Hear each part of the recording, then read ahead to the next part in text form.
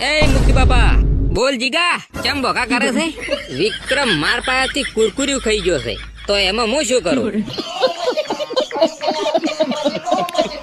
હું શું કરું એટલે ગામના મુખી છો એટલે ન્યાય લાવો ને તમારા પાસેથી 10 રૂપિયા લેવામાં આવશે.